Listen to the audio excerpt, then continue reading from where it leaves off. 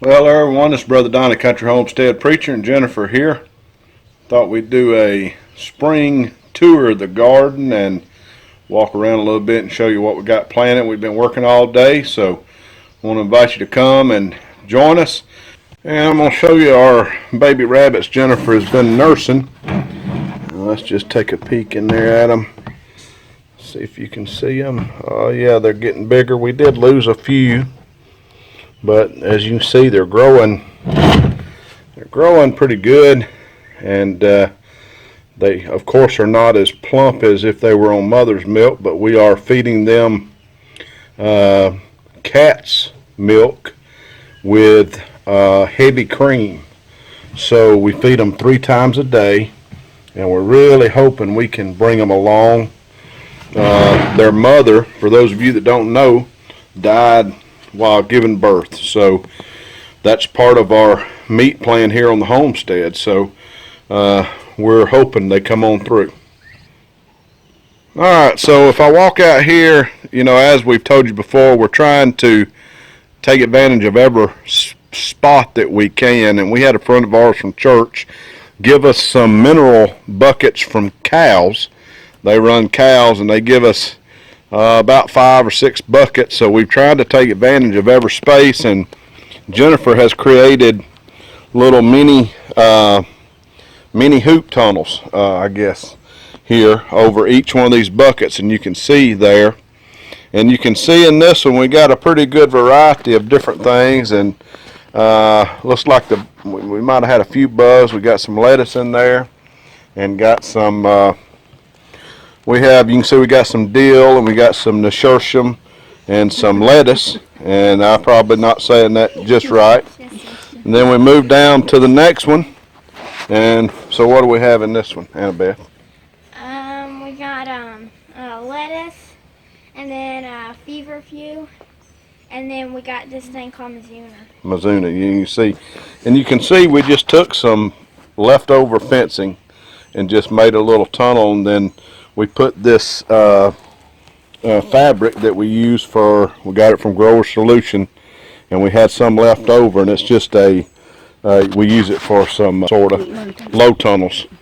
And then we move on down. We've got one still covered here, and so we have 6 good buckets that we're able to grow just a little bit from, and you know, try to get somewhat of taking advantage again of any space that we can. And here, what do we have here, hon? Catnip. This is catnip. And tot soy. Catnip and tot soy. And the bugs love it. The bugs love it. Mm-hmm. Yeah. But what this does. That's what they did to the Moringa. They totally ate it. And so one reason we're doing this is because we feel, or we hope, that these low tunnels would give us a little extra protection from the bugs. But okay, so since we garden organically, we want to try to use anything we can. Now over here we got spinach. You can see there. And Jennifer just comes and picks off some, has it for supper. And this is broccoli and a tomato. And a tomato that's left. It's hard to believe, but it's still growing. And it's about 85 today, so it's hard to believe. Yeah. Alright, so we're going to walk down here in the garden, and I'm going to try to get out from the sun to where you can see. And I don't know if you can get an idea of the lay of our land here. Our land, and the reason we're looking for different land, is our land is on terraces, and you can see the terraces going down, so our garden area is built on terraced land. Now people say terraced land's good, and it's okay, but the problem is, as we get older, we don't want to have to walk up these hills, and we probably got quite an elevation change going from the top up here by the house to the bottom. So we're just going to walk down here and just take a look and see what we got. Alright, so here we're going to just walk down, and we're going to go through our gate here, and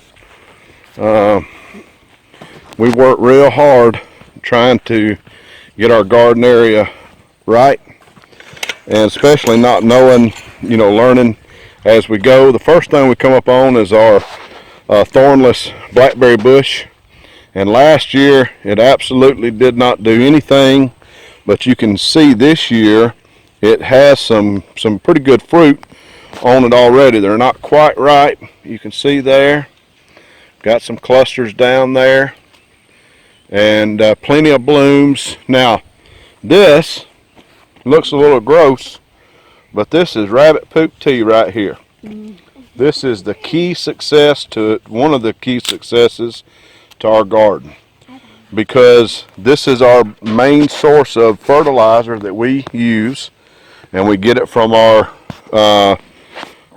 you can see over there, our rabbit hutch is down past that gate. You can see our chickens out, the rabbits in the distance.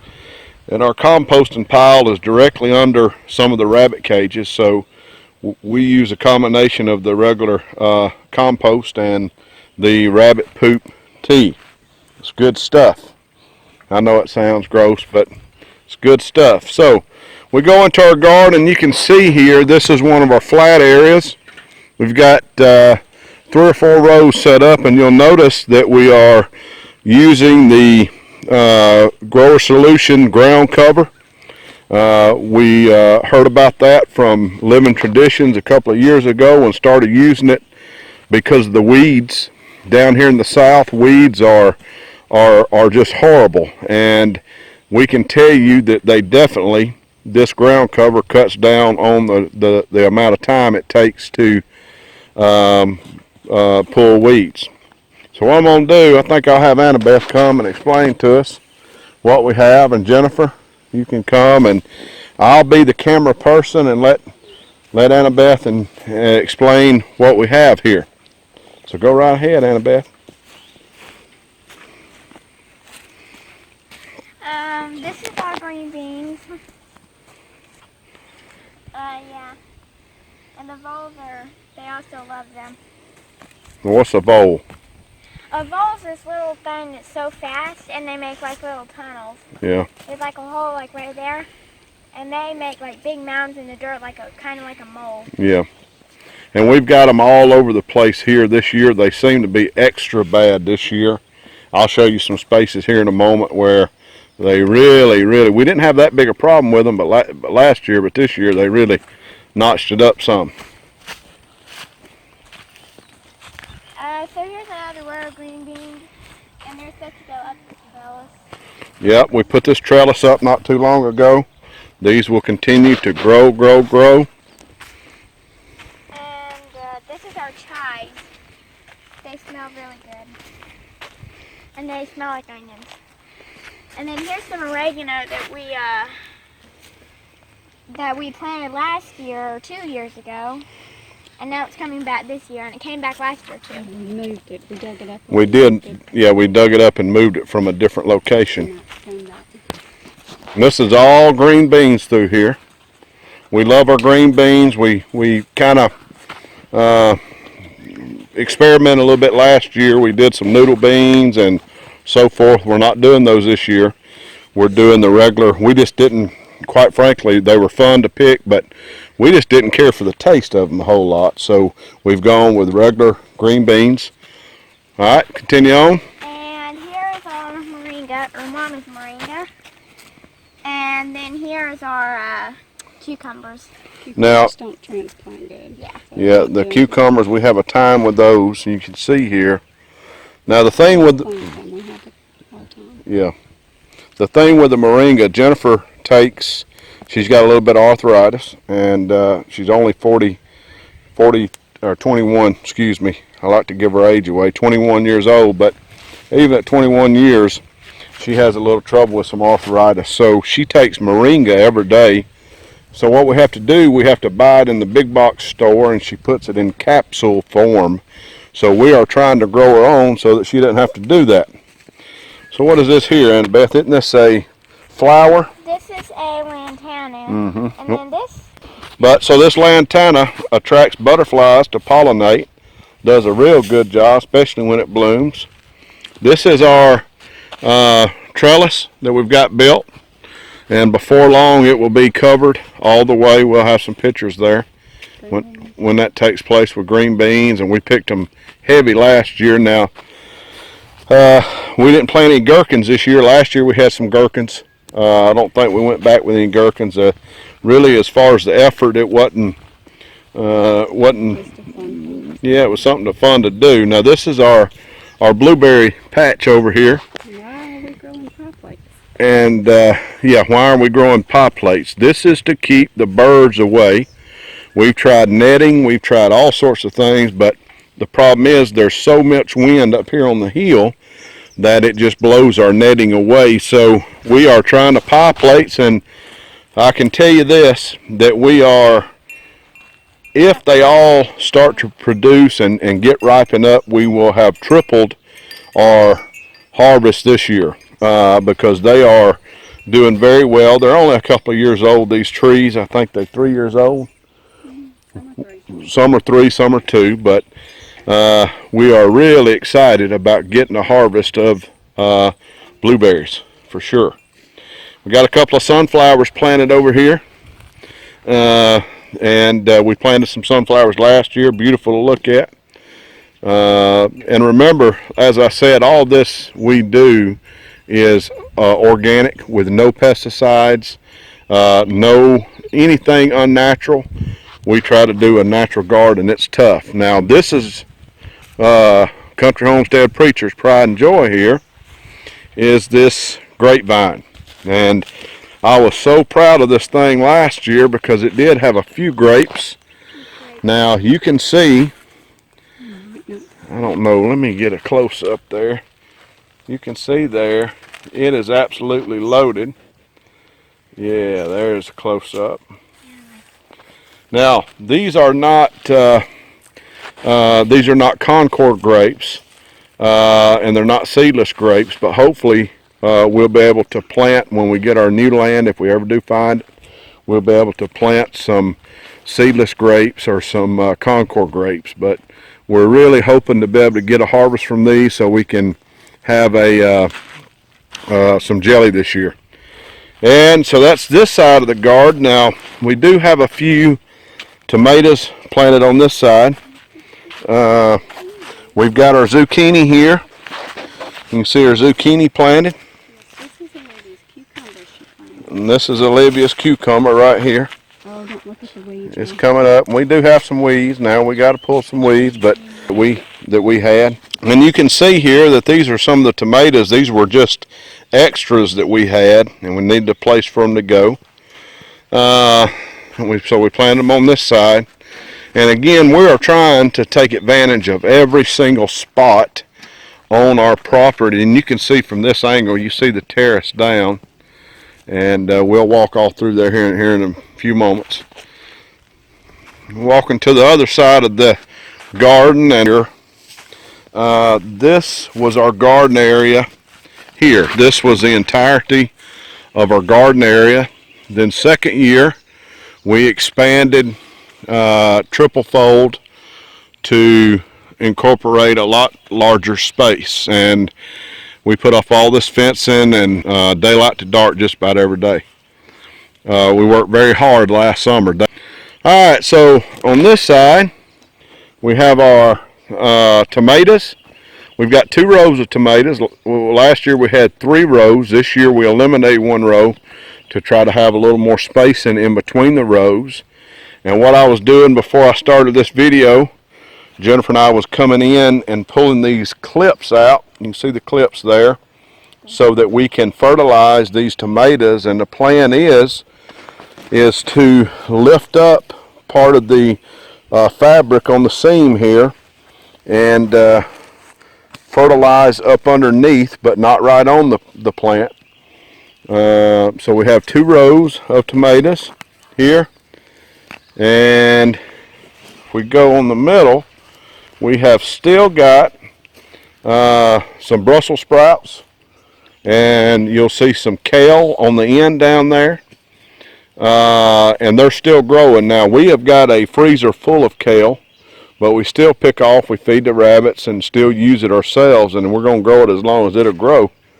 Here is our English peas, and these are looking real good. You can see there's a few pods coming in, but as you get on down, they're loaded.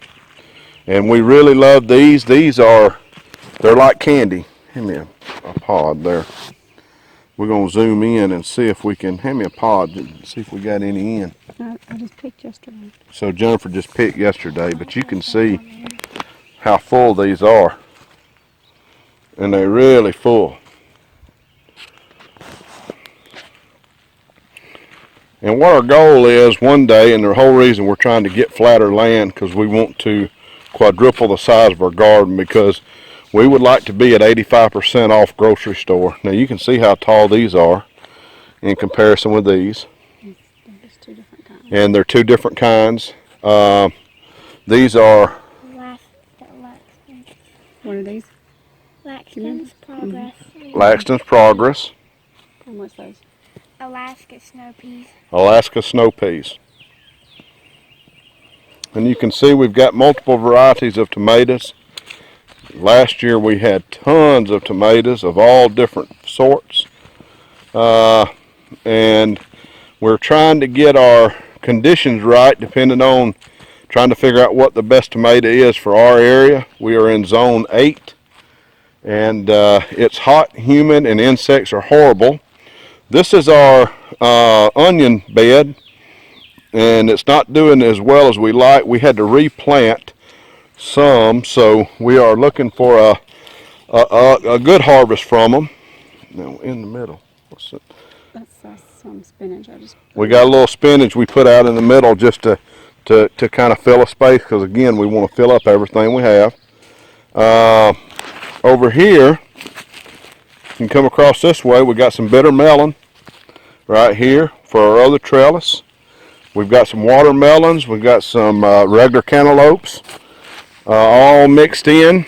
Our little watermelons has actually come up. I think we got one here, or cantaloupes here.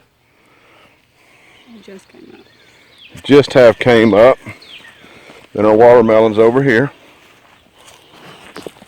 And yeah, we can zoom in on it. I'm not the best of a camera person. There you go.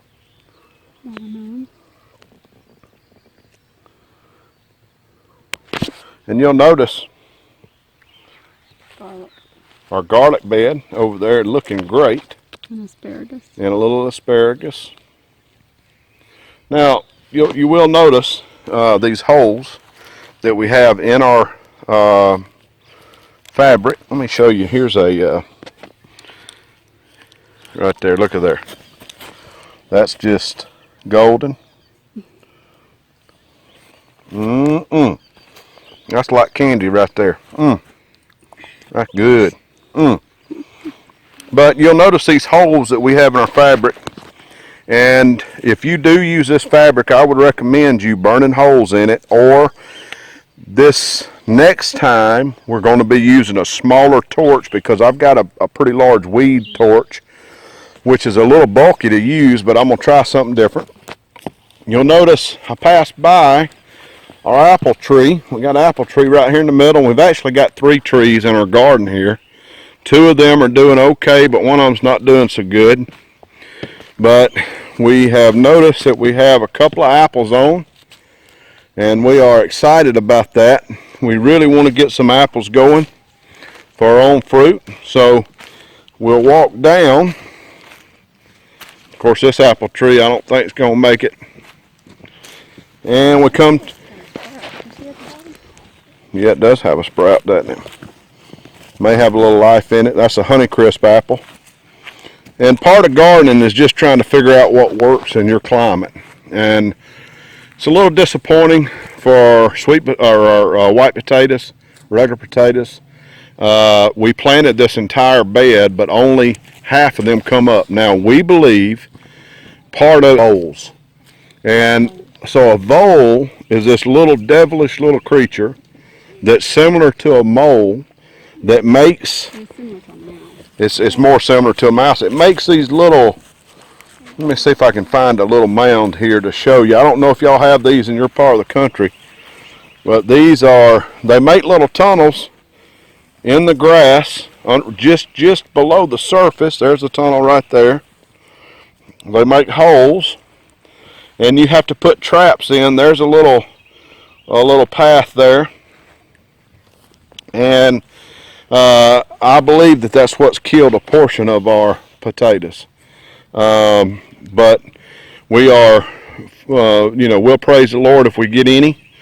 We did get some last year. It wasn't a whole lot, but we did get some last year. So we come over here to another pride and joy country preacher, and that's sweet corn. And we did a little different style this year. Last year we had a lot more separation as far as spaces. This year we cut the separation in about half and decided to plant more. This is only our second year attempting to grow corn, and again we used the Grower Solution ground cover, and you can tell that it's getting on up. It's just about, not quite 18 inches, but it's getting to where it's going to be time to fertilize it real soon. And we're really praying that the Lord would give us a harvest off this corn. I know it's not a lot, but we hope it's enough to feed our family. Now, I don't guess we'll have to uncover it, but we have a little strawberry patch in that other low tunnel there that we're trying to grow. And then in the very back, if you can tell by where that blue hose pipe is, we've got elderberry growing, and it's doing real well. And you can again see the slant. Let me zoom back out. You can see the slant of the land going up. Now, a while ago, we were up there. Let's see, we were up there by that porch. And you can see we're looking uphill, so that's how our land comes down.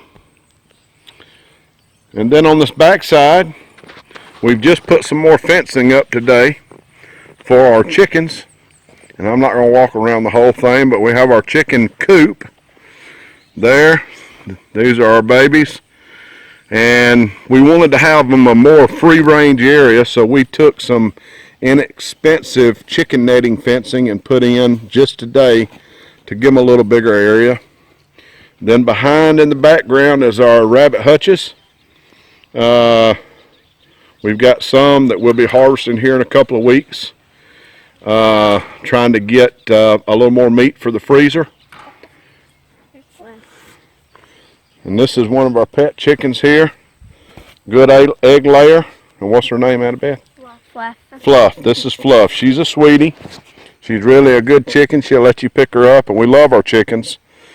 Probably the less stressful, I can say the less stressful animal on our homestead is the chickens. And they give us eggs, and I tell you, we have a great time with them. They are sweet animals.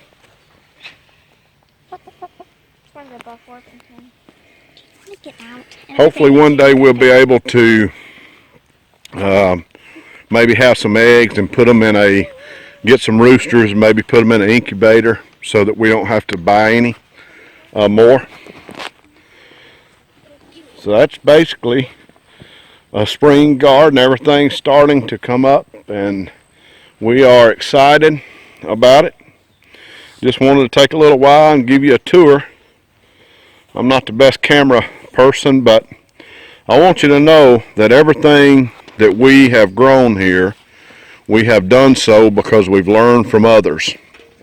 And if you're going to grow, now is the time to start growing. I know you may not have much space. Whatever space you have, take and try to grow a little bit. But I hope you enjoyed this video. If it's blessed you, send it to somebody else, let them know. And from our family to yours, this is Brother Donnie, Country Homestead Preacher, signing off. God bless you. Take care. Bye-bye.